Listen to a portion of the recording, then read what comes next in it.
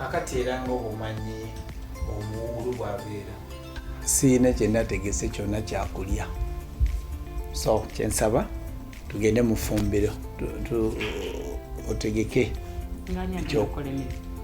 ife siri mu muudu zikola mulimu gwonna. tituulye leero. Omanyi kyoba okola? Sikimanyi. Tumye emmere mu restaurant. Ntumye enaatuwoomera. Ejja kuwooma, teyinza butawooma. Ani? Halo Aida. Wangi mukwano. Otuuse bulungi? Ntuuse bulungi. Amiina.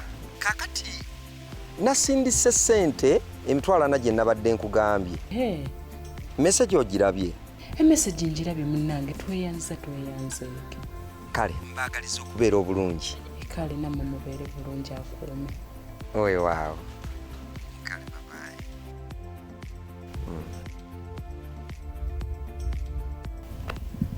Maama akutumidde.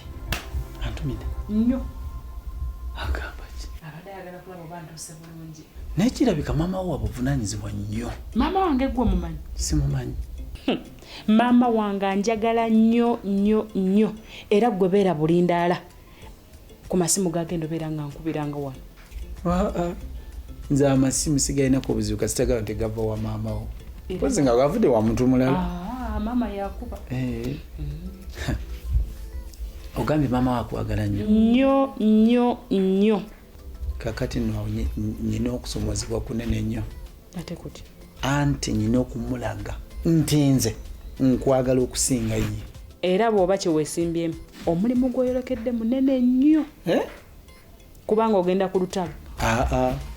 Ngenda kutunka naye mulage nti nze musinga okwagala. Ekyo ngenda kikola. Eyeewooza omumba. Gwe baziwutula. Kati beera bulindaala. Nyina okumusinga, nyina okumulaga ate nze asinga okwagala. Kale nze wendi. Kale.